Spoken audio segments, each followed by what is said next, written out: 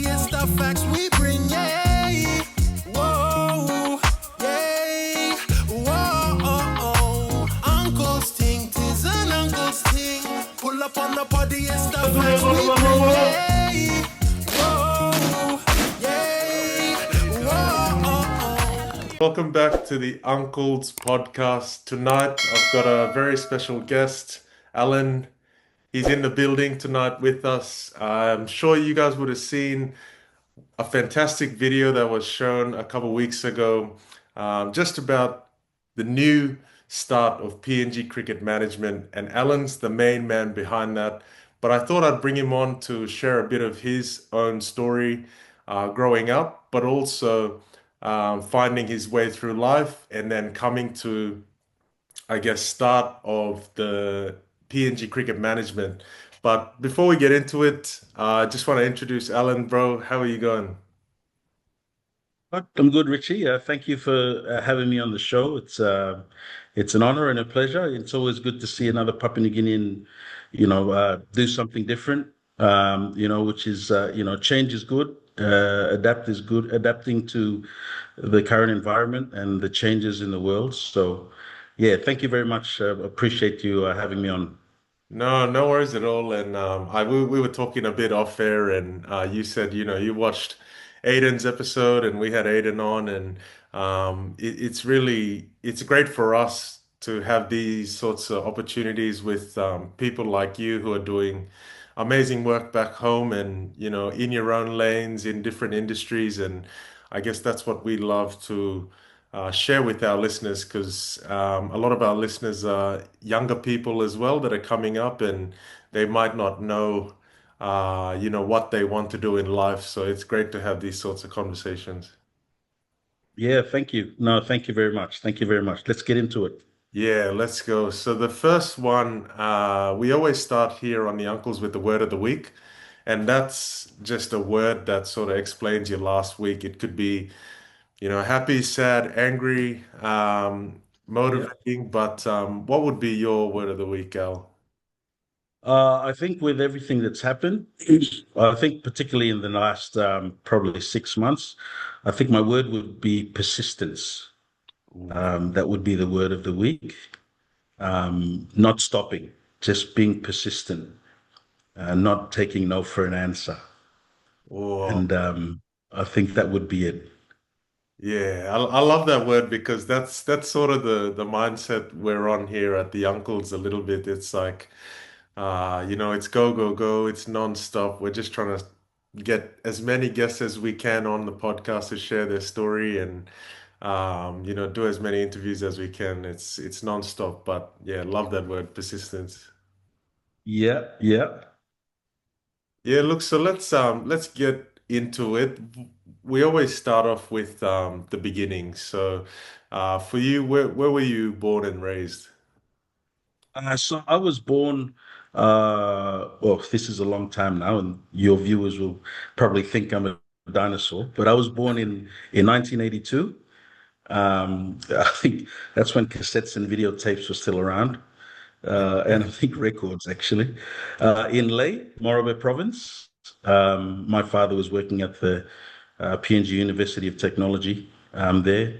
Um, he was actually the first Papua New Guinean Vice Chancellor of the PNG University of Technology.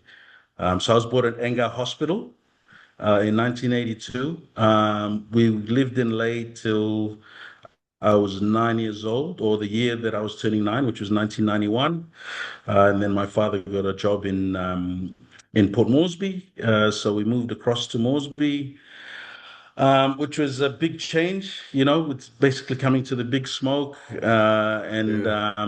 went to Baroque Primary School, um, which is now, I think they call it Koroboro. And yeah, spent my primary school years there, which was really good. And actually, we actually had cricket in primary school back in those days, and we used to play Murray and Ella Beach, and who's that? Gordon's was the other one. Trying to think of the other schools. Joey? Anyways, St. Joey's, yeah, they were Yeah. the other one. So yeah, the great thing about, I guess, primary school back in the late 80s, early 90s is the primary schools back then still played a lot of different types of sports. You probably don't see that anymore. I think it's all restricted now to just a handful. But yeah, I did the primary school at Borokois Primary, and then Borokois Primary merged with Pom High, which eventually became Port Moresby International School. I don't know what the name for that high school now is. And then went through from there, 1995. Um, the year Montel Jordan dropped his track. This is how we do it. Yeah, And then big track. That's a huge. that's it's still pumping. I Yeah. still got it in the car. And then yeah, into 2000, graduated 2000 from Pom High. Took a gap year and did some part-time work at Daytech, which was owned by steamships back then. And then my parents gave me the opportunity to go and study in Brizzy. So I moved to Brizzy for a couple of years, played rugby, obviously, being a rugby man Yeah. for the mighty West Bulldogs. Hey. Um, and then was there from till 2023. Moved back to Port Moresby. Started my first working career with NASFund in 2004. I Wow. was there for till 2026, Oof. and then moved to Sydney. Got a job in Sydney, and worked in the superannuation industry, similar to NASFund, obviously. Yeah. Was there for 4 years, which was a great experience in Sydney because it's such a big contrast to Port Moresby. Had to get used to monorails and trains and being patient in traffic and all of that sort of stuff. Yeah. And then moved to Brisbane, which was good. So basically well, I shouldn't say back home because I'm a New South Wales supporter, but back into Brisbane, and then was there for 9 years. Found my way back into PNG in 2019. Hmm. And then, yeah, it was with my background is mainly superannuation and investments, and then went into commodity trading, in agricultural products Yeah. like copper meal and palm kernel expeller, and then got a role as the head of commercial for Goodman Fielder in Moresby, trading with the top 10 clients for Goodman Fielder within Port Moresby, and then had an opportunity with the PNG Hunters, Yes. which I applied for, and it was the head of commercial role, and I was lucky enough to get that shortlisted, and then moved into Cricket PNG. I was there for a short time, but a good time. I learned a lot, and then moved on to obviously working with the PNG Games at the moment, and all their infrastructure redevelopment within the Southern Highlands province, which is where the PNG Games will be held later this year in Mendi. And yeah, started this venture of PNG Cricket Management, which is where I'm at the moment.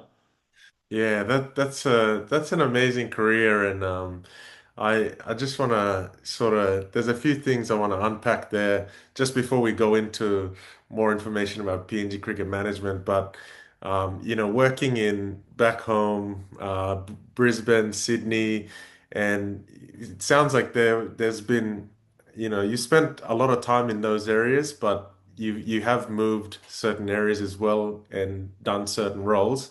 How have you sort of, you know, made yourself ready or prepared yourself for those big changes and those big moves? Because it is a big thing. And one thing we always talk about here at the Uncles is probably the biggest move ever is moving to a new country when you're, young. So, how has that, what was that first experience like for you? And then consistently, doing it for a long time, how have you sort of gotten used to it, or are there certain Yeah. skills you've done to get there?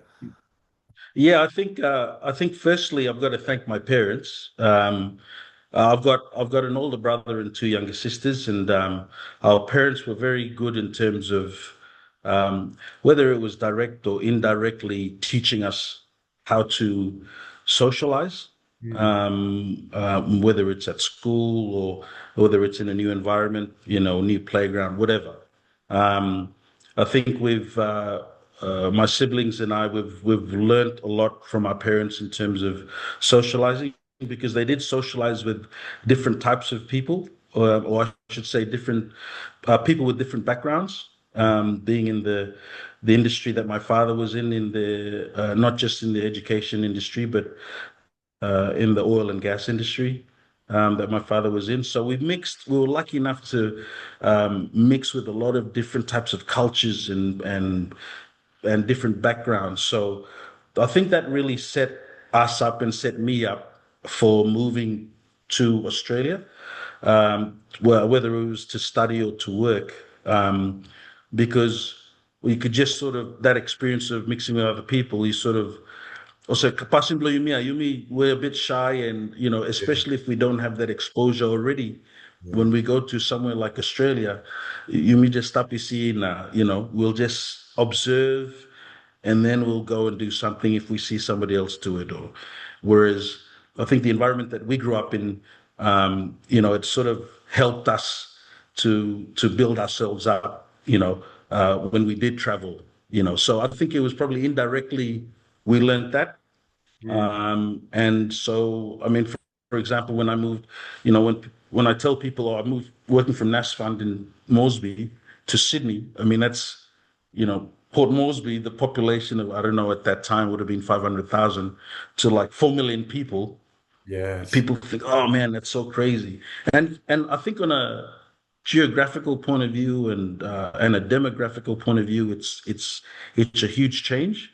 mm, But I think if you slowly sort of focus on what you know and the types of people so then you sort of, I mean, for example, my father was with Chevron New Guinea, so there's a lot of Americans, obviously part of that organization. So if I was working with somebody that was from America, I could relate to them yeah, because okay, I had stories, you yeah, know what I mean? So I always used um, what I learned as around my parents to connect with people, which then makes it a bit easier and a bit more comfortable to sort of grow yourself as a person. Because then once you identify who you can relate to, then you go, okay, how can he help me and how can I help him?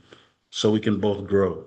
You know what I mean? So, but the transition, I have to say, still culture shock. yeah, I mean, and you and the other two boys probably get it. There was a Fijian lady started speaking Fijian to me in Sydney, thinking I was from Fiji. But that's a lovely thing because yeah, us as Pacific Islanders and Melanesians in particular, we tend to gravitate to each other to support each other in such a big place. So I think it was very important. I think, but yeah, to answer your question, I think it was our upbringing as kids, being exposed to that environment, that probably helped me, develop myself as a person and my career. yeah. That's awesome. Thank you for sharing that. Look, let's get into it. The PNG Cricket Management, and I think I'm really excited about it because we've had Chad on. He's been a long friend of the podcast for a while now, and when it all started to come together, he was talking to us about it, and we were sort of, Okay. yeah, we were sort of watching from the background, and then a couple of weeks ago when the video came out, we were like, oh, yep, this is it now. It's all going going ahead, and That's it. look, yeah, look, I just wanted to, I guess, ask you what inspired PNG Cricket Management, and what gap does it aim to fill within the current sporting ecosystem in PNG? Okay. So I'll go back to my Sydney days. So when I was in Sydney, I was very big, obviously massive rugby league supporter, Papua New Guinean.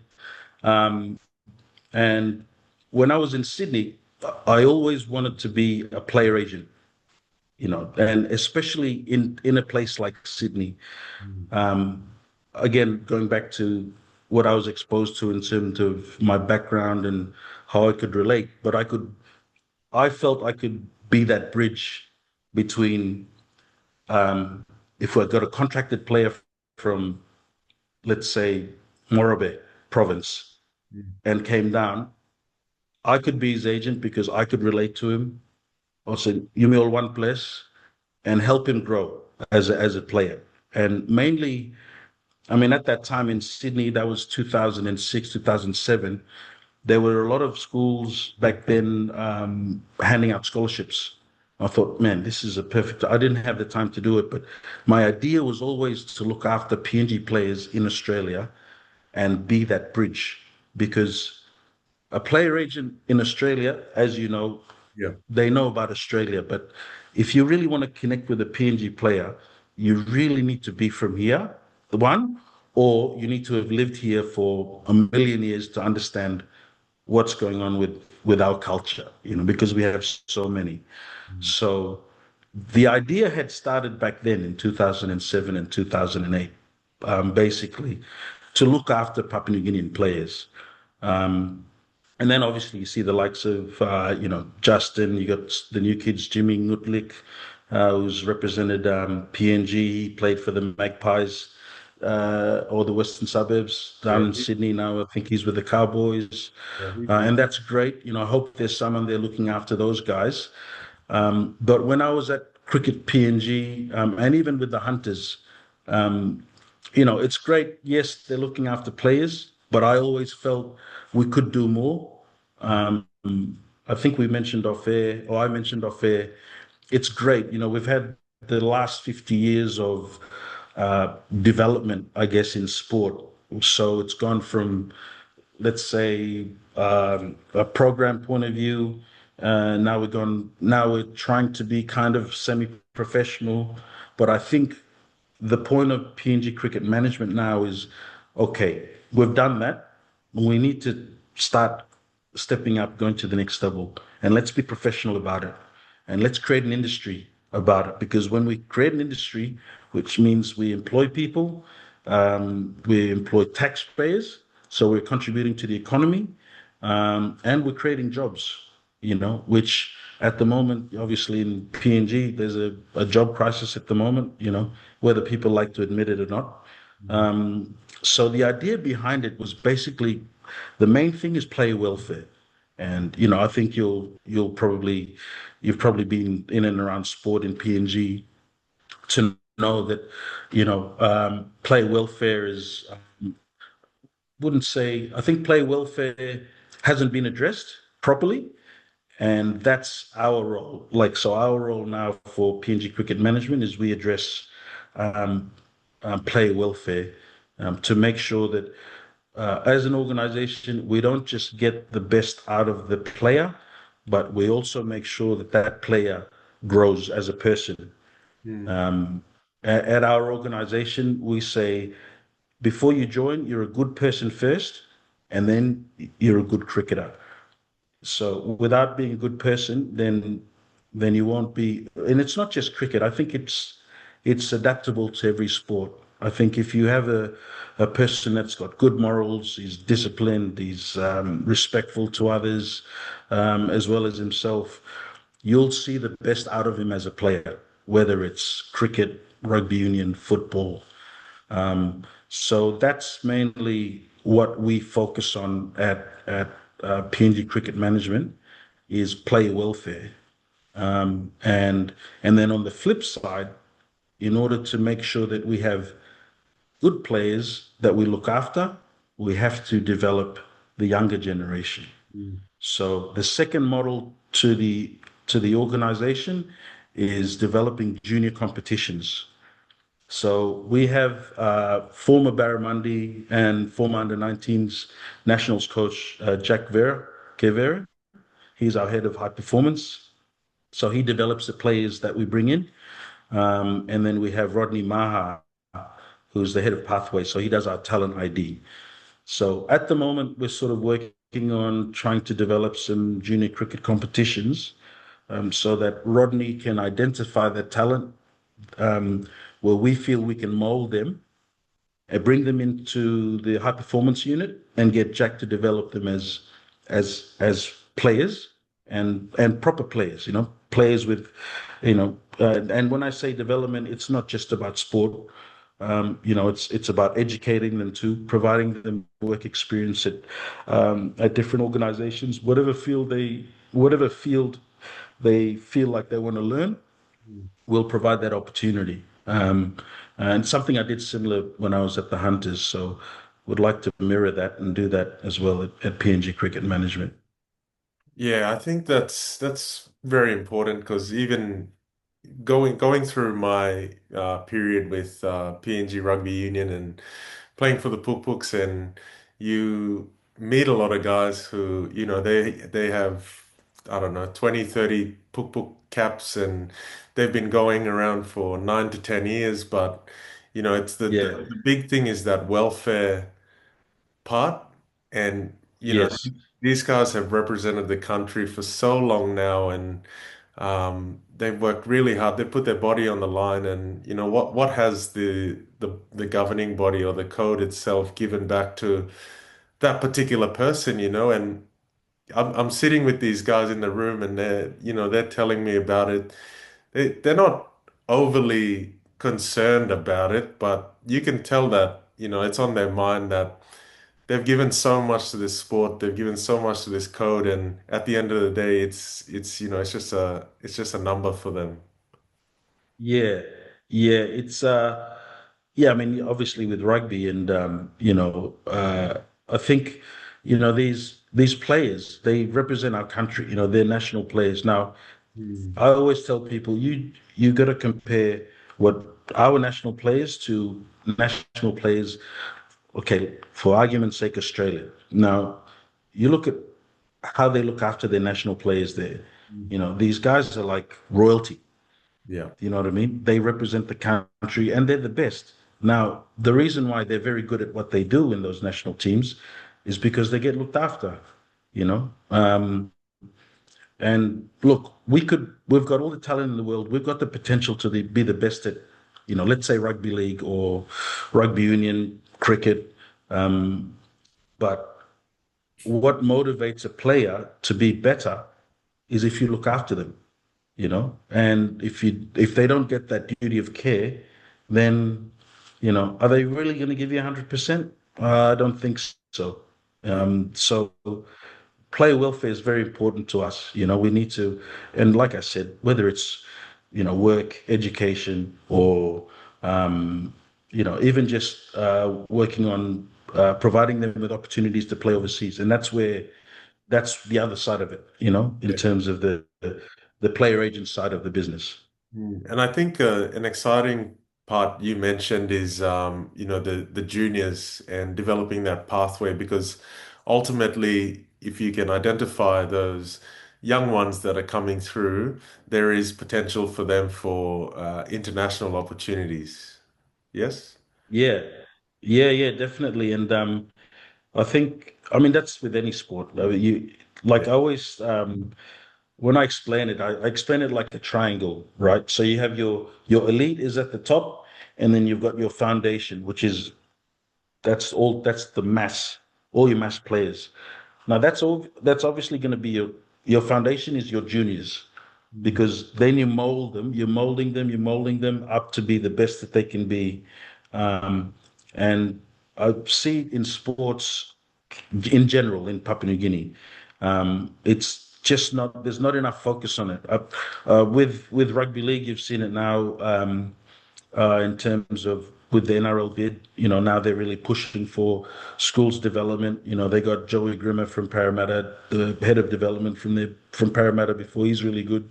They got Tony Archer there. So they're getting experienced guys that are now developing the juniors, so it filters up. Yeah. And other sports need to take note of that and do the same. Yes. Because half of these kids they're building now, in 4 or 5 years' time, you'll get them signed with an NRL club. Um, but we have to do that with other sports. And for rugby league is fine. I think for cricket, on a world view, I mean it's the second largest sport in the world. Yeah. Second to soccer. Yeah. And we've got the talent to do it. We've got the PNG Barramundis are ranked, I think it's 17th or 18th out of I think it's 92 countries in the world in T20. The women's team, I think, is ranked 11th.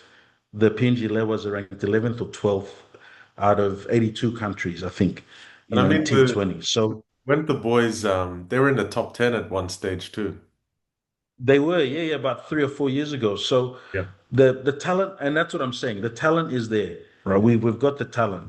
Now we just need to look after the talent a bit more, because who knows what'll happen. If you look after them a bit more, what happens? They play better, you know, and then you see that development side. And the other thing too is we need role models for those juniors coming up through cricket. Um, and that's where the likes of Chad, CJ Amini, Nusana Pakana, Hiri Hiri, all these former Barramundis boys that have been signed now Yeah. to Australian clubs. Um, these junior comps that we're starting, those kids need to see what they could be like, in 5 6 years time. So we're juggling sort of a couple of things in the air, but the the idea is there. We're just connecting all the dots now. So it's been good, positive.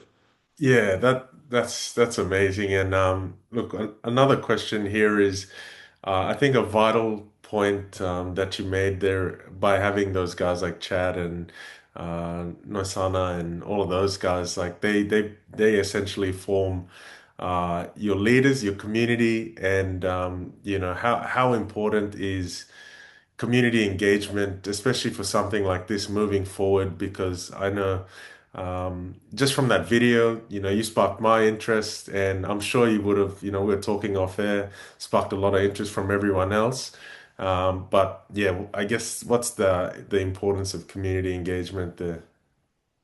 I think it's very important. I think you know uh, if you look at that Barramundi's team last year that was in the World Cup, now probably maybe half or just over half maybe um, started at village cricket. So Yeah. you've got village cricketers that are playing in the World Cup in the Caribbean. Now that's like for me that's unheard of. Like that's just how does that happen? Now again, that comes down to talent. These kids are very good at cricket, but they just need that opportunity. I mentioned that video. They just need the opportunity, and that's where we come in. We're going to be providing opportunities for these kids coming through. The current crop of players. So we've signed 10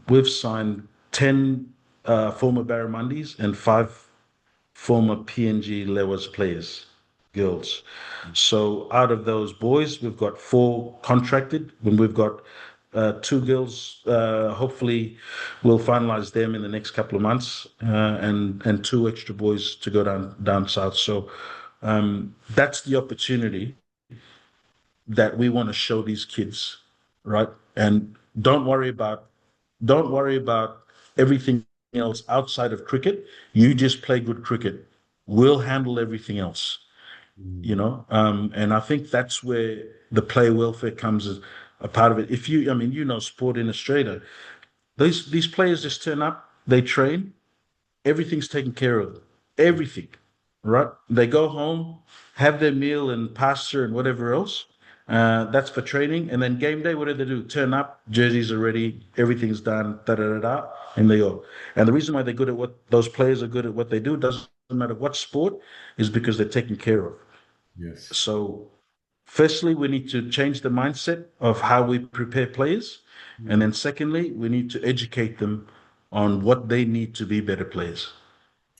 So that's where community engagement is important because those players that do go overseas and get that experience, they can come and educate and teach these young cricketers coming through. Hey, when we played in Bangladesh, this is what they do, And then now you're seeing information trickling down to kids, and they go, "Oh man, I wish I could play it in Bangladesh, or I wish I could play in, Abu Dhabi or in Canada. Oh, they do this. Oh, I remember when, that former Barramundi player was talking to me, and he did had a contract in Melbourne. He said it was this and that. Yumi or Malindo sit down and talk.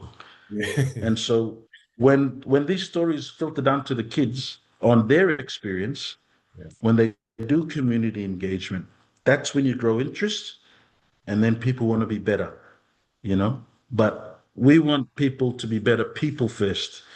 You got to be a good person if you want to go out into the world and be, an unofficial ambassador to PNG, so that others can come through. And that's why community engagement is important, especially for those senior players now, Yeah. to be involved in community engagement. So it makes the kids aware of how it happened. Are they being looked after? Yeah, we're being looked after. That's great. What do they do? Oh, they do this for us. They do this for us. They got us this contract. Um, and that's why community engagement is important. Side lo toka. Mm. It needs to filter down, because that's one thing I've noticed just in sport in general is communication to players is, it's limited. Let Yeah. me just say it's limited. Nah, it is, and yeah, look, I understand like you've sent those few of those boys down, two of those girls are going, but I'm sure you would have already built some partnerships and connections with some bodies and some cricket clubs. How how is that going? I'm sure you've been talking to a lot of them out there. Yeah, yeah. So we've since the video dropped, Yeah. it's been quite hectic. So we've had interest obviously from Australia. We've had interest from Pakistan, and we've had interest from South Africa. So currently dealing with that at the moment. Oh, and England, county cricket in England. So I'm currently dealing with that at the moment. It's been positive. I think our advantage for our contracted players is their ICC rank. They're all international players, so it's not as challenging to try and sell them as players to make sure that they get the best out of their contract overseas. Um, but in terms of partnerships and we're talking to others, and hopefully developing partnerships. You know, um, it's all, as in sport, it's all relationship building. So at this point in time, we're just, getting to know each other, and they wanting to know what we're doing. I'm asking questions about what they're doing. How does that link with PNG Cricket Management? What other programs or what other competitions that they do that we need to do here to help us? So it's been really good in terms of those types of conversations, and um, I think having even to a point where if they want to bring, if we do an exchange program where we get a couple of potential coaches to go coach or play over there, they come over here, we've been talking about that sort of thing. So what that does is they learn about PNG in those countries, and we get, whoever they're sending over to learn about our culture, but also teaching the young kids about what they do and how they got to where they are, and the opportunities that those kids will have. So yeah, it's been good, but there will be partnership announcements in the next few months. So yeah, watch this space. Yeah, that's amazing, and I'm really looking forward to what happens over the next few months. But look, for people who may not know what PNG cricket is back home, they probably just see the Barras as a team there, and they don't understand the landscape. Like, what are some of the challenges or barriers that you guys have to go through to I guess, essentially be successful in this space? I think the main one is marketing. Yeah. I think a lot of emphasis or a lot of attention has gone into rugby league, and that's why you'll find it as the most marketable sport in the country. Obviously, it's a national sport, but they market. They got.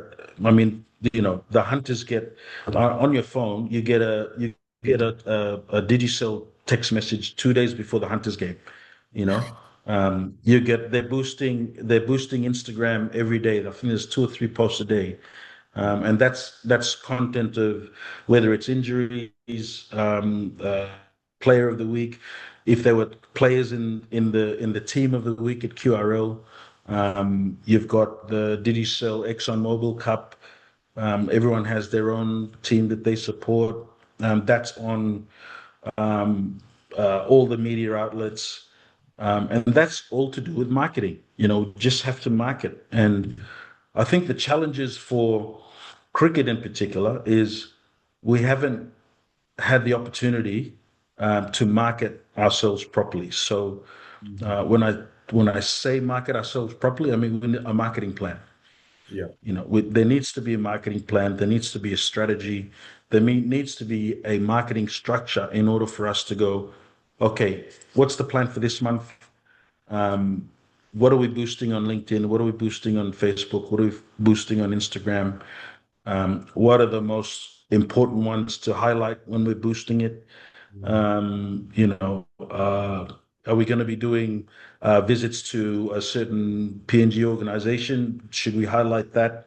And now that comes into content. So it's all, as you know, it's all content creating, but not just any content and things that Papua New Guineans will be proud of. We're a very proud people, so we've got to highlight that fact. And I think marketing is probably the biggest challenge in cricket at the moment.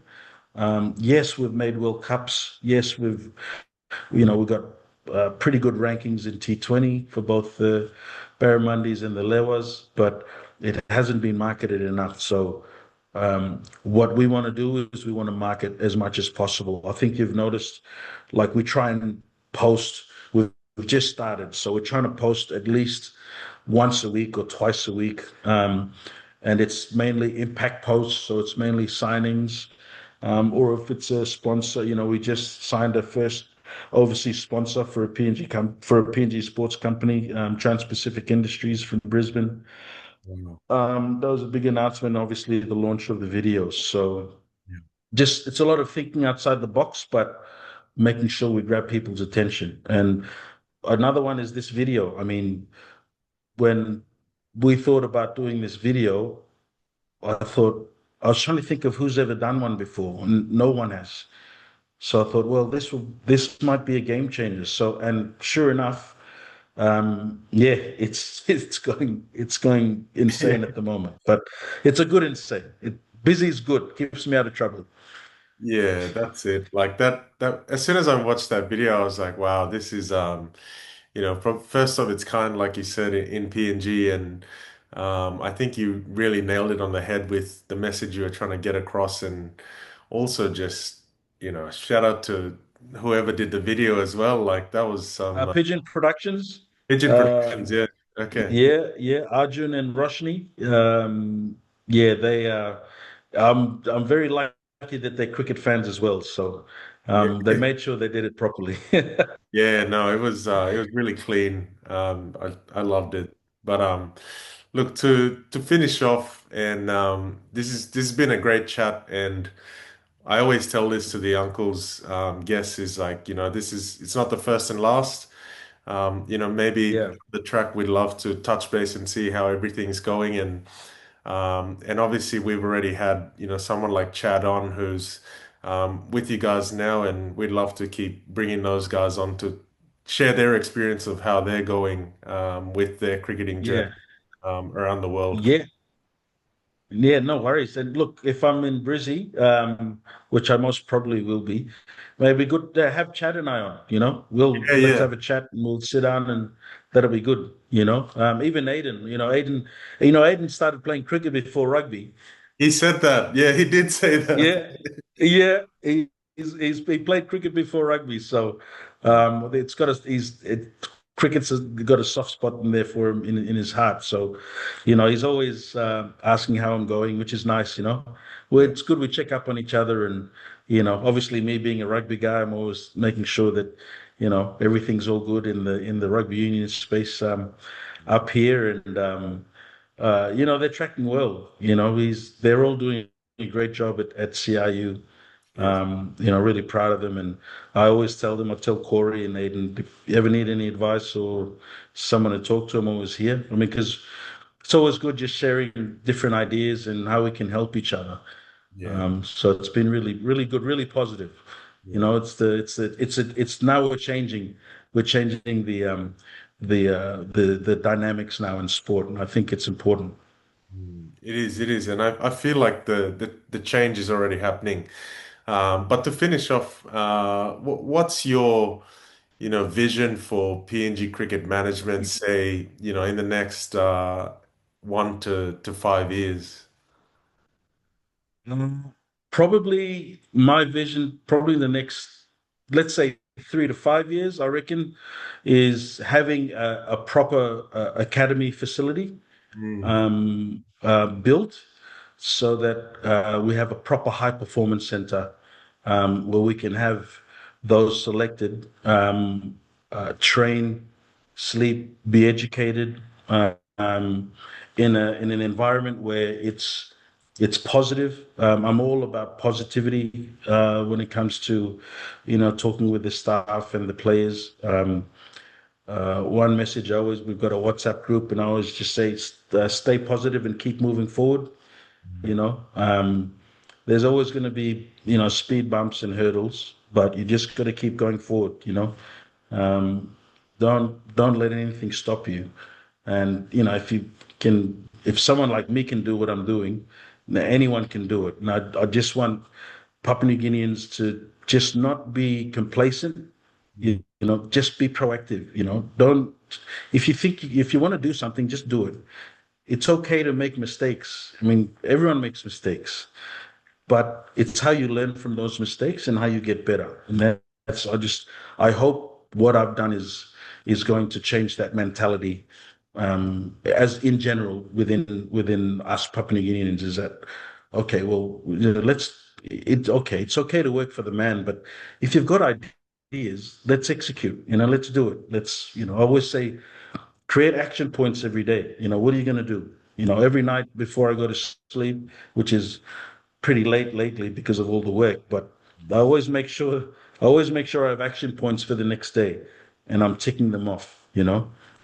My action point, I've got a lot on at the moment, but I prioritize. And this I can leave this till next week. I can leave this till next week. mm. But you always have to have action points so you're moving forward, and you're not stagnant. You know what I mean? So yeah, I guess that's what I do, anyways. Yeah, no, that's awesome. And just, on behalf of the uncles, just want to say a big thank you. And we're fans as well. We'll be cheering you guys on in the background. And yeah, whenever you're next in Brisbane, let us know, and we'll definitely catch up. Yeah, no, no, thank you very much again. I'm honored. You guys are doing well. You guys keep chugging away. Just keep chugging away. And hey, if you guys are in Mosby, same thing. Let's sit down and have a chat somewhere. You Yes. know, come in there, change of scenery. Yeah, yeah, yeah, yeah. No, I'll be there on in next month, actually, on the 13th. So I'll shoot you a All message right. around. Oh, sweet. That sounds like a lunch. Yeah. All right, Al. Thanks so much for your time. Thanks, Richie. Thank you very much. And everybody, stay positive.